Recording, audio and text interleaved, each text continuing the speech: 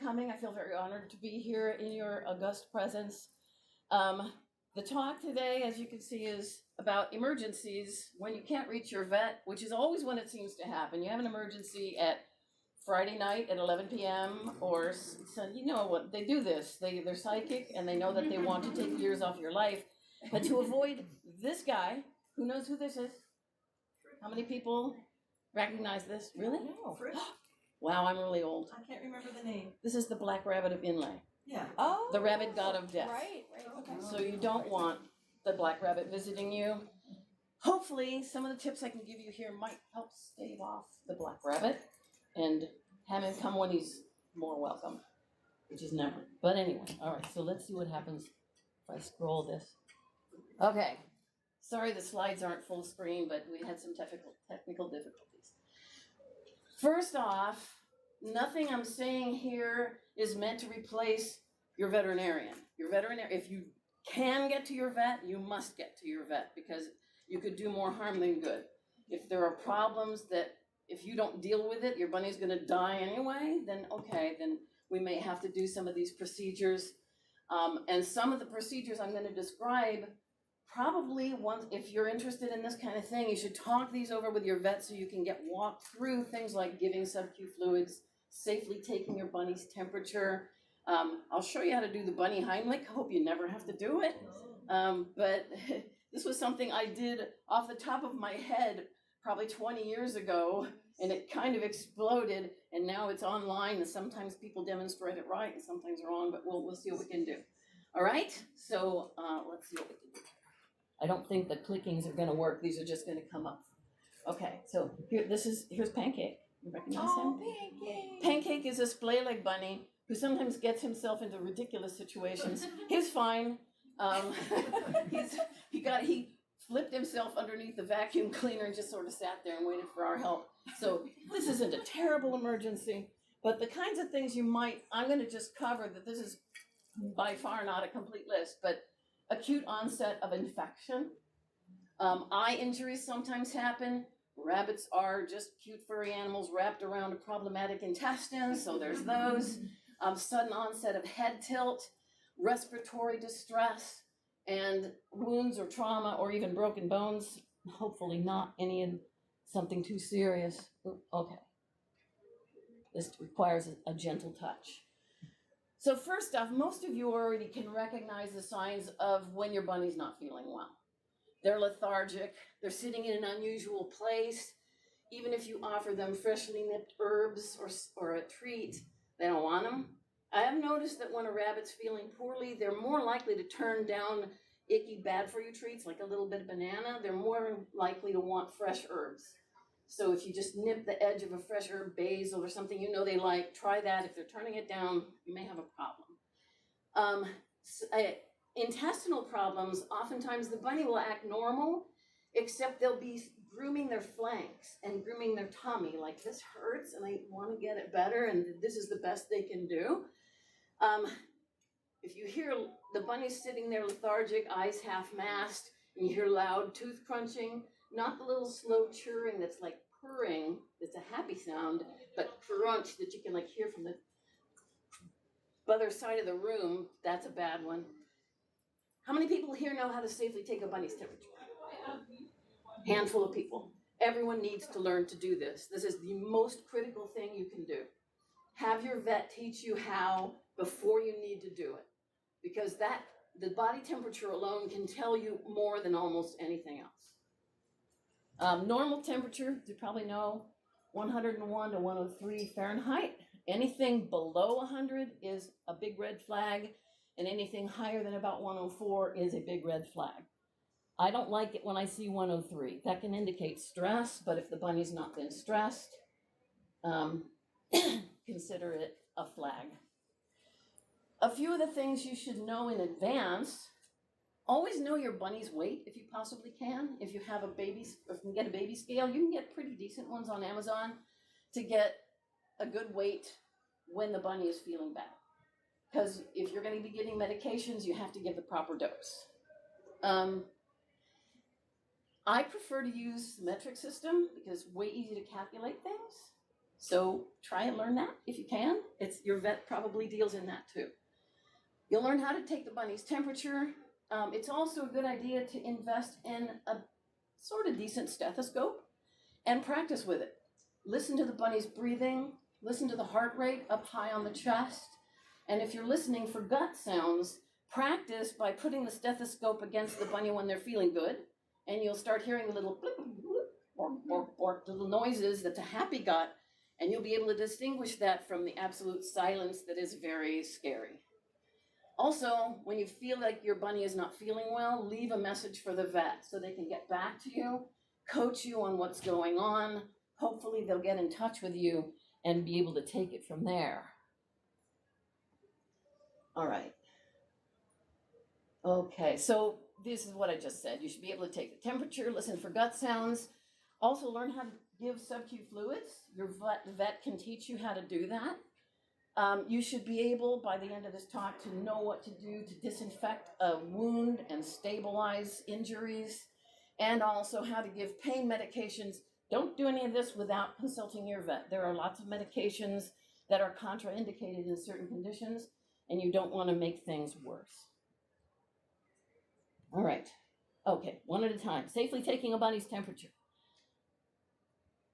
All right, so when you're taking the bunny's temperature, don't use, well, I don't even think they sell glass thermometers anymore. Get a nice flexible plastic thermometer. Don't get the rigid ones, because if the bunny kicks, that can rip something and you don't want that. Also get a quick read, but not too quick. Bunnies wriggle, it's hard to get it in there. And if it's a 10-second read, it's like, fricka, the bunny's moving around, I can't get it. Get a 30-second. It takes a little longer, but you're more likely to get an accurate read. Also, don't try and put that in there naked. Get yourself some water-based gel. I remember once I was in the supermarket and we were stocking up on this stuff, so I bought a case. It's like, cashier was looking at me with this look like, good for you. It's just for the rabbits. Okay, so those of you who have a bunny and who have cuddled the cute back end probably know that the spine is not straight and curved out the way it is on a dog or a cat. It curves under and then the tail curves back out. This makes it kind of difficult to know how to take the temperature, so there are a few tricks you can use. You can hang the bunny's bum over the edge of the table. For a really flighty bunny, you probably want to do that. I prefer to hold it in the crook of my arm, and you kind of put your hand against the lower end of the spine, and when you feel the lower end of the spine, the rectum goes pretty much parallel to that. So that's your target. With a lubricated thermometer, just kind of gently put it in there, let gravity do most of the work, never force anything. You don't want to rip the rectum. I see some things online saying, just put it into the metal tip. You're not going to get an accurate reading from that. You have to get it in 3/4 of an inch-ish. As long as it goes in easily and doesn't show resistance, you're probably okay. The closer you are to the core, the more accurate your temperature is going to be. All right? All right, so let's take a look at what we have when the temperature is too high. Hyperthermia, a fever. This can indicate a bacterial infection, really common. Viral disease, not so common. Certainly not something you want to see, because right now, I hope all your rabbits are vaccinated against RHD. Everybody had their vaccinated? If your bunnies are not vaccinated, go get it done now, because RHD is in Florida, and if your rabbit has RHD, they're going to die. Yes. I think that they're talking, if you have a bunny that's too young and you vaccinate it, they won't generate the immunity. Here's the weird thing, if you have, well, none of us wants to have a bunny that has babies, but if you have a vaccinated mama, her babies will have some immunity when they're born. But I think the cutoff they're talking about is 6 months. Is that what you're hearing too? Okay. Oh, 2? Okay, so you got to wait a little bit. All right, so the other thing is, this is, again, not a problem that most people in this room are going to have because we have house bunnies, but if they've been out in the heat Heat stroke is another reason they could have hyperthermia. How to tell if they have too much temperature on board? One of the obvious ones is that they'll be breathing very rapidly. Now, sometimes bunnies breathe rapidly and they don't have a fever, but that's a sign. They'll also be, coupled with that, they're not going to be moving around very much. So the two things together, that's not great. They don't want to eat. The tooth crunching that we talked about behavior is another sign. And also just sitting in unusual spots, hiding like they don't want to be seen. Because as several people have already said, rabbits are prey items. They don't want to call attention to themselves. So when they're feeling vulnerable, they're going to try and hide. And that is a big red flag. Okay, so basic treatments, you have to be sometimes a little careful with this. You don't want to cool them down too fast. This can cause problems that I'll mention in a minute. You can use cool water, not cold water, on the ears, and maybe run some cool air with a fan over there to get some evaporative cooling going. Cool packs can be very useful, but the placement is important. You can place them under the abdomen. Better to put it under a towel, even though they're furry. You don't want to get them too cold. Over the shoulders, against the back of the ears. And another good spot is on the inside of the thigh, where there's a little bit less fur and there's a lot of vascularization that can help get that temperature down gradually. All right. For a more advanced treatment, and this again is going to require some instruction from your vet, lukewarm sub-Q fluids. You don't want to give cold. If the temperature is like in the 104 range or so, probably 100 degrees Fahrenheit. Some of our vets here might want to chime in on what the best temperature is for those temperatures. Do you agree with 100? That's fine. Yeah. You think it's fine? Okay. The one I really like is the enema. And this is something back in the 1980s when I had Alex, my sweetheart bunny, I accidentally discovered how effective an enema can be at two different things, getting a static gut moving and at lowering the core temperature in a gentle way that's very effective. And I'll show you how to do that in a minute. You can also give them a little oral water, but if they're lethargic, if they're not swallowing, don't give them anything by mouth. Only if they're easily able to swallow. You can tell this by put a little drop, see if they move their mouth and swallow. If they're not doing that, do not put anything in their mouth. This is much more common in a hypothermic bunny, but sometimes febrile bunnies are so sick that they'll aspirate, and that's the last thing you want. I have sometimes taken an ice cube and rubbed it on the forehead, a couple of swipes against the back of the ear. You don't want to hold it on the back of the ear. You don't want frostbite. You don't want to cool them down too fast. Also, if you administer cold fluids or if you go down too fast, you can cause them to shiver, and that's going to go against exactly what you're trying to do. Shivering will try and raise the body temperature, which is one of the reasons you want to do this more gradually. All right, while you're doing this, it can take a while for the hyperthermia to come down, maybe half an hour or so. Monitor every 10, 15 minutes or so, which is not unstressful, but you don't want to overshoot your target and get them too cold either. All right, hypothermia is when the temperature is too low. And some of the common reasons for this, when you have a bunny who's just had surgery, if they're not coming out of anesthesia as well as they might, even sometimes when you take them home, the vet has kept them in an incubator, everything's been fine, they go home and they go hypothermic. And we've seen bunnies get lost this way. Sometimes when they're severely ill, a sort of a shocky reaction is that their temperature will go down. If they're in severe pain from gas, from a static gut, that can send them into hypothermia.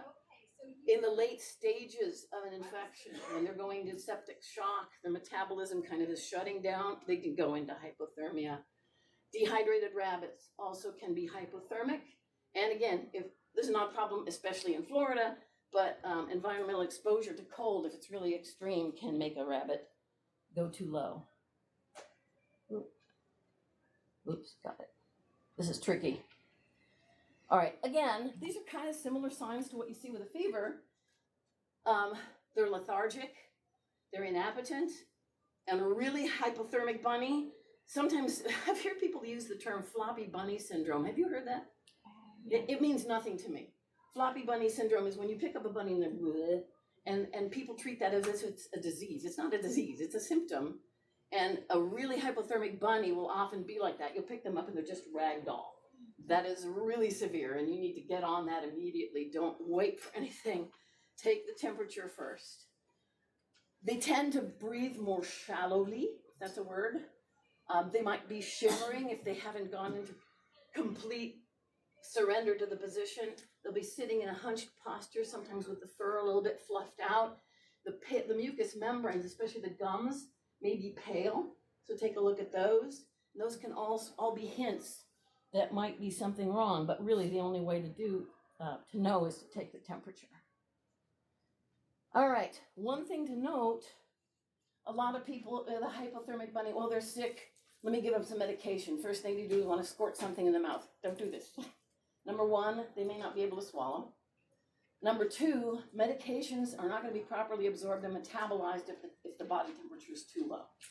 Critical to get the body temperature into normal range, get the bunny reacting normally, and then you can administer those meds.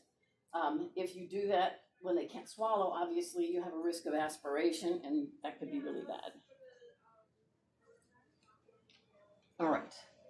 So as I said, make this a gradual thing. You don't want to pump up the bunny too fast. No putting the bunny in the microwave. You want to restore it to 101 Fahrenheit before giving them any medications for the reasons you just mentioned. Okay. So basic treatments for this, once you've taken the temperature and you've established that the body temperature is too low, warm, dry compresses. You don't want any evaporative cooling going on the ears, not too warm. Probably, again, 101 degrees or so. You can use a heating pad. Most heating pad companies will say don't put someone on top of a heating pad. It's better to put it on top of, underneath, sorry. Over the body is a little safer. We like to use, if you have bottles or bags of sub-Q fluids that are empty, a great way to repurpose those is take a great big syringe, fill them back up with tap water, put a little bit of food coloring in there so you know that it's not LRS and you should not use it anymore, and use it as a warm water bag. These are great. You stick them in the microwave, a full bag, take them out 2 minutes, wrap it in a towel, and then you can put that up against the bunny's flanks. You can put it against the inner thigh, all those same places that you could use to deal with a fever, over the shoulders and the ears, etc., and get that bunny warmed up gradually without burning them. Okay. For advanced treatments, it's kind of the same as with a fever. You can give sub-Q lactated ringers at normal body temperature. The skin temperature underneath is going to be much cooler than the core temperature, which should be about 101. So, I don't know, maybe 101 is a little warm. It's not going to burn them, but 100 degrees Celsius, 38 Celsius. Lukewarm enema, same thing. You don't want to give it too warm.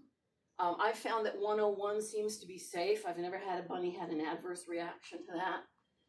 But the exact temperature you're going to want to use depends on the body temperature the bunny has. You just don't want too big of a disparity so that you get them shocky. I would say probably no more than 4 degrees Fahrenheit difference. That's what I found to be safe. You don't want to shock them into something worse. If you have an incubator, 10-minute warning, okay. We did have technical difficulties at the beginning. If you have an incubator, don't crank it up into the hundreds, more like 86 to 90 degrees, and gradually allow the body to normalize. If you have too rapid warning, the whole cardiac system can just collapse and you have a dead bunny. So we don't want that. We're never going to finish this in 10 minutes. All right, intestinal sounds. All right, everybody, GI stasis, how I got my start in the business. All right, you need to be able to listen for intestinal sounds. Come on, turn. Okay, the scrolling is not working all of a sudden. Oh, we're back out.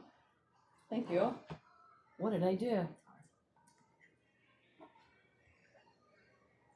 There it is. It's going too far. All right, as I said, go on Amazon, find yourself a decent stethoscope with pretty good reviews. Practice with it before you need it, so you know what a normal bunny gut sounds like, and then you'll be able to tell when it's totally silent. You want to listen low down on the abdomen on both sides, because if you get too high up, you're going to just hear breathing and heart rate, and then you won't be able to hear the gut. Listen to 15, 20 seconds. A really silent gut will not make any noise in that frame of time, but if you hear like little, not totally shut down, which is good, but may still need some encouragement to get to normal. All right. GI stasis, I don't remember which term has fallen out of favor, but ileus is the term used when the normal muscle contractions of the gut have stopped. Anybody here who has ever had ileus, I have, too much information, it is really painful. At first you don't know you have it, and so the bunnies might just be like, I'm not really hungry, and that's exactly, I first knew I had it post-op when I smelled my mother was cooking something. It's like, oh, that makes me want to throw up. And that's probably how the bunnies feel, except they can't throw up. So they just sit there feeling miserable. As it progresses, because there's not the normal movement, the flora starts changing, the bad guys in the gut start producing gas, the pain gets really bad. So the really important thing to do when you hear a silent gut right off the bat is get that sucker moving again. Important to know that ileus is not a disease. It is a symptom of other problems. So once you have the ileus dealt with, get that bunny to the vet to figure out what triggered the ileus. It could be dental disease. It could be some infection going on. It could be any number of things. But don't think that just because the ileus is resolved that everything's fine. This is just a stopgap. Oops. All right. Ileus, even though it's not a disease into itself, can kill your bunny. So it's very important to get that reversed as soon as you can until you can get the vet, the bunny to the vet. You can see here, this is a radiograph of a bunny. All the black areas are the radiotranslucent areas. There's gas. Bunny does not want to look like that. Very painful. And the cramps that happen, even though ironically the muscle movements are not normal, are very painful and stressful. One of the easier ways to get this going, first off, you can give them some simethicone drops. It doesn't take much. Pediatric simethicone like Gas-X or anything, you can buy it at CVS or online, wherever you want. We usually give about half a cc per kilogram of bunny weight. It's a surfactant. It doesn't go anywhere except the gut. It comes back out the other end. Coupled with that, we use electric massagers. We just hold that against the bunny's tummy, against the abdomen, and roll it away. At first the bunny's like, whoa, what the heck is that? And then suddenly you'll notice him go, oh yeah. It's such a relief, because it just kind of breaks up the gas bubbles, especially if the simethicone has gotten there and has already made those gas bubbles stick together, and it'll be a little easier to pass. Again, advanced treatment is the good old enema. And once again, I use these little pediatric ear syringes. You can get these online. I like the one with little flanges. Don't be shy about giving them 30 cc's up the butt, because you can't just give a little. You want that rectum to expand, and that seems to trigger movements up higher in the gut. It also can help hydrate them. The place where your body and any mammal's body reabsorbs water is the lower intestine. So this can be a multiple boon if you know how to do it properly. Again, you don't want to shove a naked bulb up there. You want to use it lubricated. Again, lukewarm water. And anybody who wants to get the instructional video, we made one of these starring me in my tie-dye shirt and Lana's butt. And we show you exactly how to do an enema. And it can be useful, but again, it's best to have your vet walk through you with this and make sure it's done correctly. Sub-Q fluids. How many people here know how to give sub-Q fluids? Good. Yay, most people here. Good. Again, you can use it lukewarm to raise to lower the temperature of a febrile bunny, or lower the temperature of a hypothermic bunny. There's a nice video online. Again, these aren't links, and I can't use the link here anyway because of the way this is set up. It's not difficult to do, and it's a skill that is very useful to have. But again, in consultation with your vet in advance to make sure you don't use it under the wrong circumstances or give too much. Okay, so the average mammal ingests about 10% of their body mass in water per day. And that includes everything that they ingest with their food. When you're giving sub-Q fluids, you generally want to stick to that, but you don't want to give it all at once. That's, again, going to be problematic. Kind of rule of thumb is to divide that 10% into 3 different doses, boli. So, for example, if you had a 1 kilogram rabbit, they would need 100 milliliters per day, 10%. So 1 dose would be about 33 milliliters. If they're really dehydrated, you could go a little over that. Ask your vet and make sure that you don't give it too frequently. You don't want to flood the system with and imbalance things. So about 8 hours apart is usually a decent rule of thumb.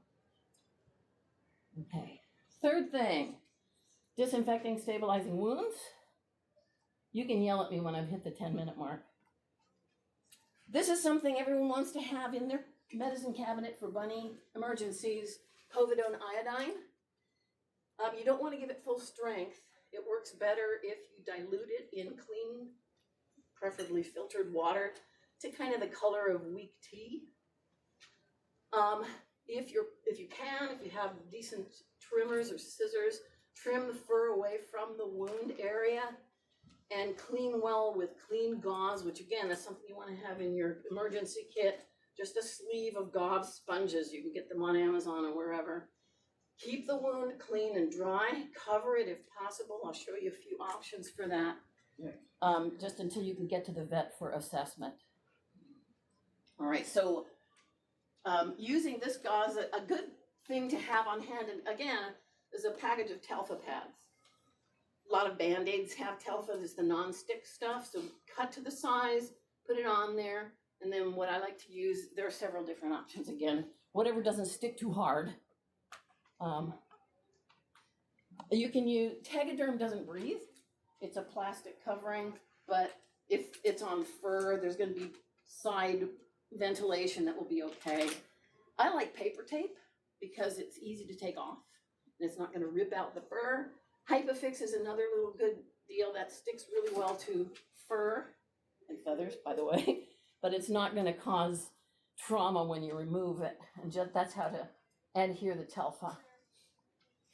If the wound is really deep, flush it as best you can. Have some syringes on hand. Don't stick the syringe right in there, but flush it as well you can to get any bacteria out. Cover with your sterile Telfa. Cover it with whatever adherent you want to use, and keep the bunny quiet and immobile until you can get them to the vet. Last thing, pain meds.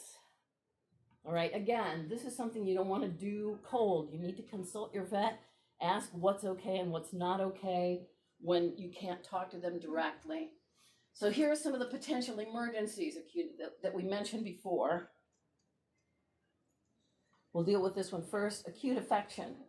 So the signs, fever, at late stage septicemia, which is when the infection has gone into the bloodstream, they can go hypothermic, lethargic, abnormal breathing, nasal discharge can signify an upper respiratory infection. Sometimes they can have a lower respiratory infection in the lungs and not show any signs. I've even seen this happen when they don't even have a fever, but they just show labored breathing. And sometimes the bunny dies before the person can even get them to the vet, and postmortem shows severe pneumonia. Weird, seems from nowhere. And they just, prey animals, they drive us crazy. All right, so the best thing to do always, learn to take that temperature, stabilize the temperature. That is half the battle. If the bunny has a fever, meloxicam can bring that down for a longer period of time than just the treatments we've been talking about. But again, you don't want to give this without your vet consulting. Meloxicam is not to be given to a bunny with renal problems and other types of things that might be contraindicating that.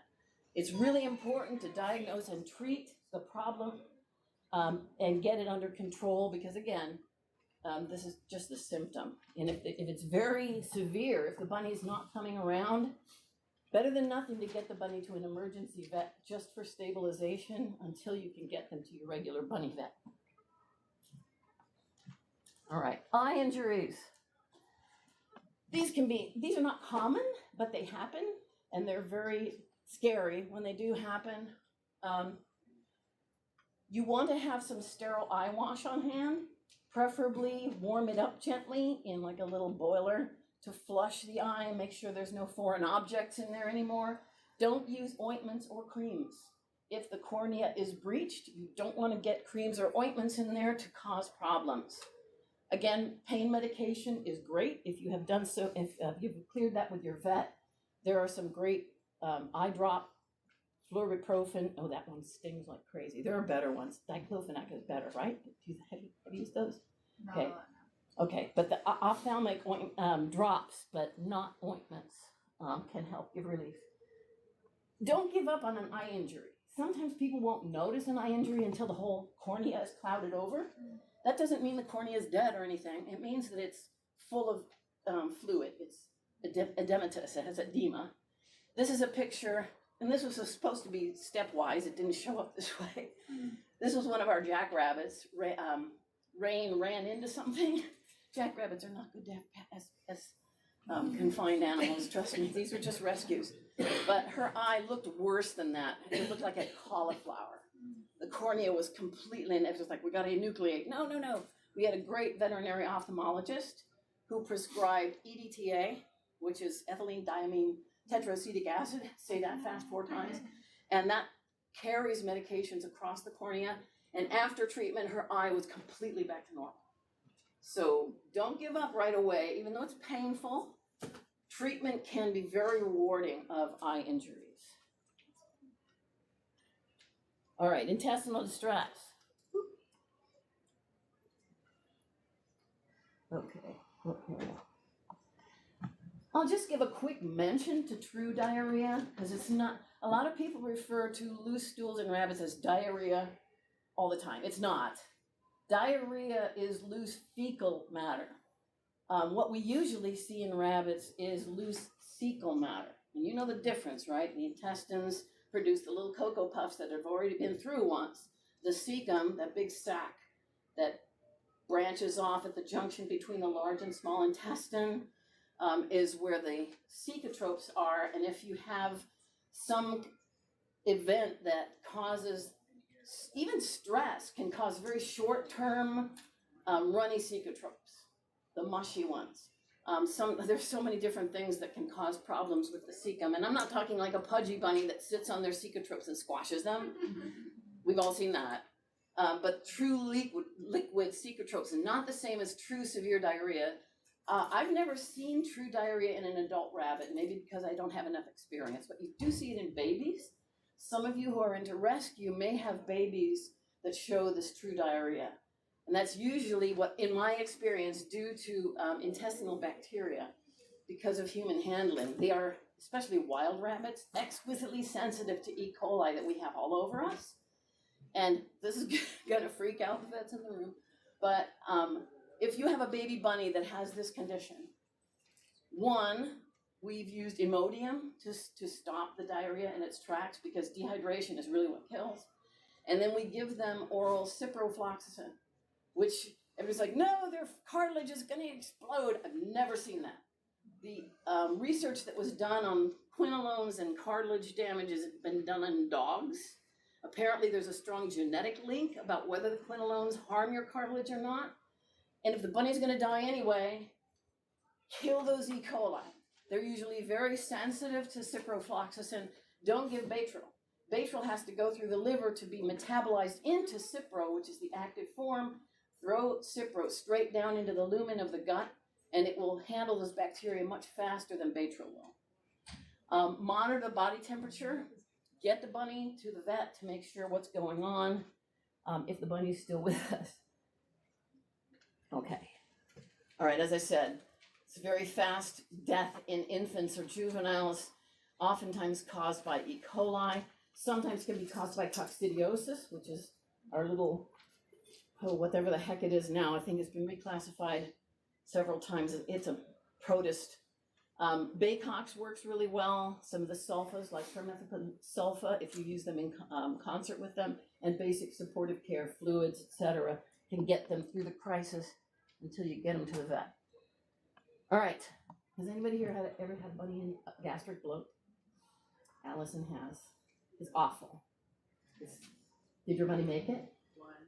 One made it. One I thought we had him over the pump and he was running around and then he died. Right, cardiac Never arrest. could get normal loose birth.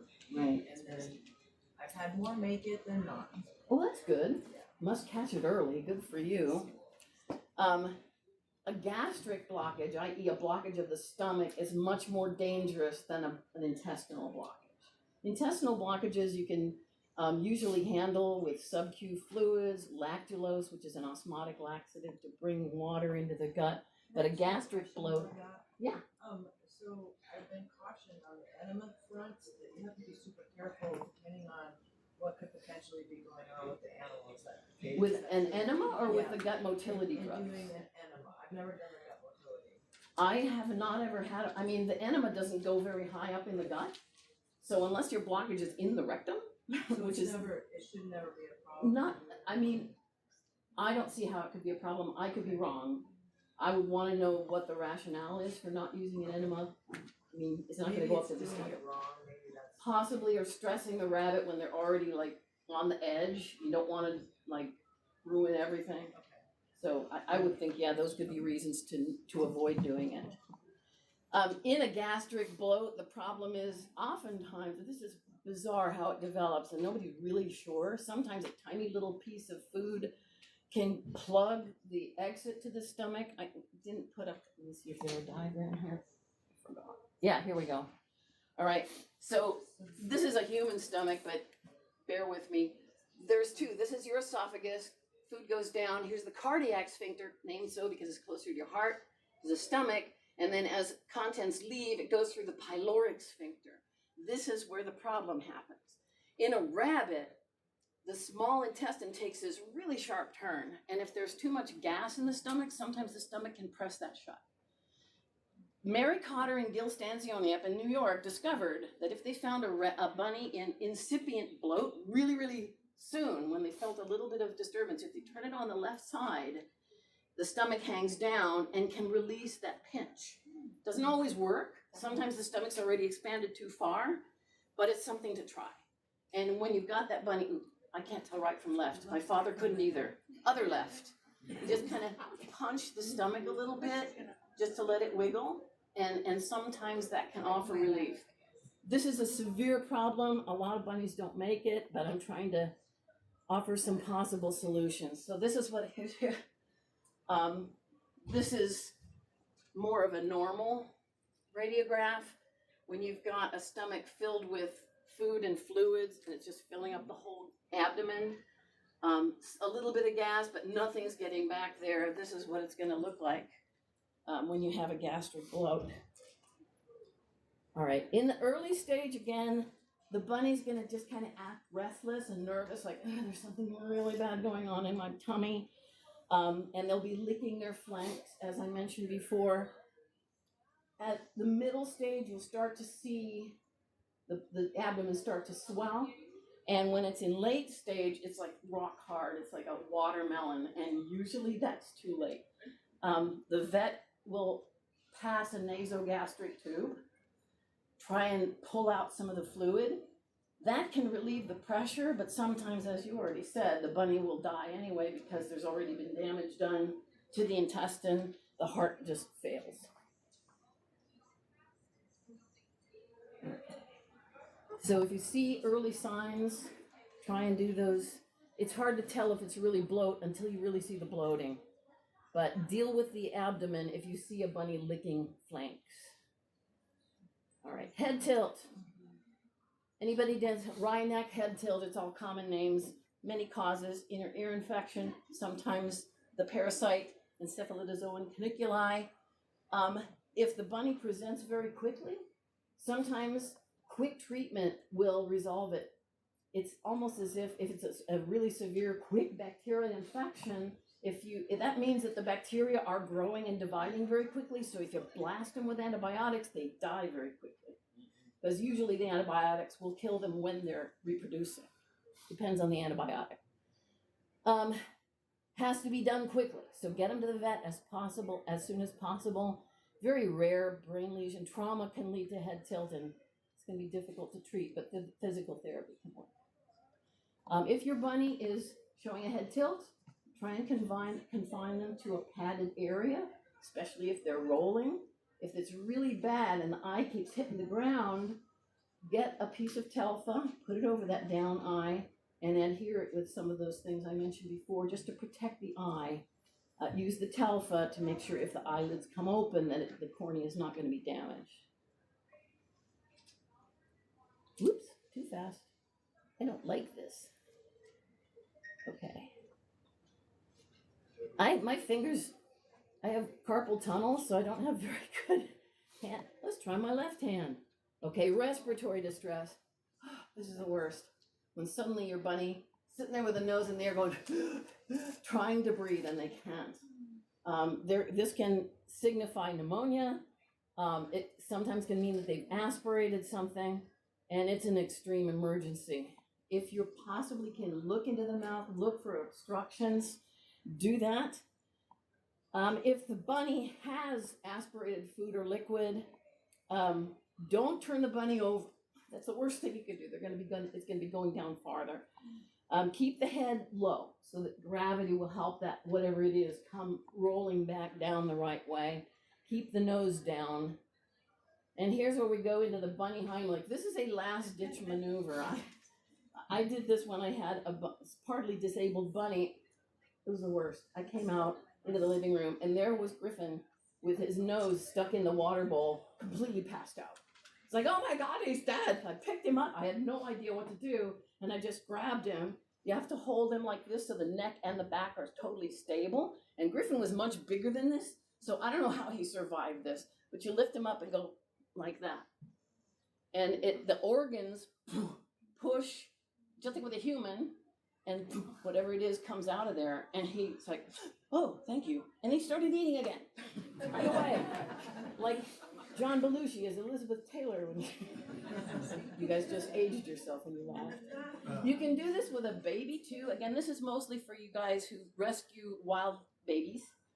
There's something about jackrabbits. They're like little animals looking for a place to die. And leverets have a way of aspirating. Even when they're normal, they're just suckling away, and then suddenly, I think I'm gonna die now. And it's because they aspirate. It's the weirdest thing.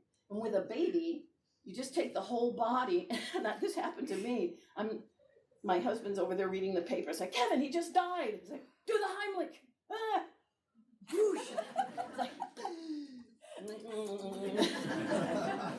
crazy.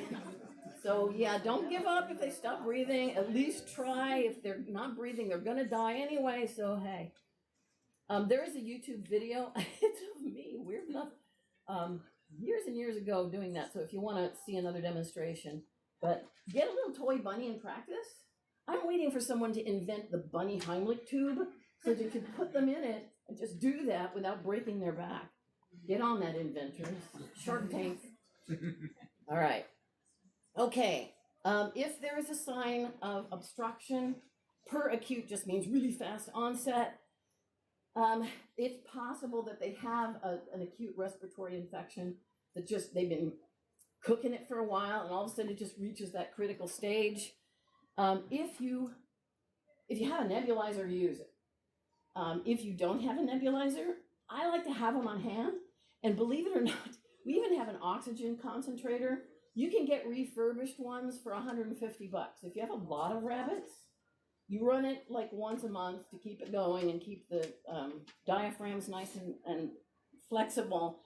But boy, is it a godsend when you have a bunny in this condition. You put a mask on them and suddenly it's like, oh, thank you, I can breathe again. If you don't have a nebulizer, you can still get to the kitchen sink or bathroom sink and run really hot water and get some steam into their face, have them inhale that steam, and it helps loosen stuff up. Does anybody here know what coupage is? Vets do, right? Just the vets. Okay, it's a French word. I tried to explain this to a human physician. They had no idea what I was talking about. Apparently, coupage is done only on non-human animals, but I think it would, I mean, that's when they pound your back and get the mucus going and coming out. So after you've nebulized, do that with your bunny. Here's our pod here. I don't know if you can see him, but just, would someone like to be a bunny? And I guess, just, here's the rib, just go, and on the back a little bit, just pound the ribs very gently with your fingers, and it helps break up the mucus, and they cough it up and then swallow it. And it can help until you can get your bunny to that. All right, wounds and trauma. Okay, we're now at 45 minutes, so I'll do this really, really fast. If you see a wound, let it bleed. That helps flush out the bacteria. Disinfect, as we said, with the diluted povidone iodine. You can stop bleeding, like it's a nail. You can just hold it, use pressure. You use a styptic pencil. Weirdly enough, sugar helps, and it also disinfects, just osmotically. If you have a bunny with a broken bone and you can't find your vet, oh my gosh, that could be the worst. What you want to do is try and stabilize the wound so the bunny can't fling it around. Probably best to get it to an emergency vet to do that, so they can wrap it against the body or put a splint just until you can get to your regular bunny vet. And it's really important to stabilize that bone so it doesn't become a compound fracture. So even though most emergency clinics don't have rabbit savvy vets on board, they can usually deal with a broken bone. Okay. All right. Again, after this is Bebo sitting like a lady. After you have any kind of emergency, get to your vet ASAP. That's the bottom line. Even if the bunny seems better, it's always good to check and make sure that there's nothing that has developed because of that. I have a list here of things I like to have in my bunny emergency kit. Anybody who wants a copy of this, I'm happy to provide it. If you want this slideshow, I can give it to you too. That's fine. You can just email me. And that's it.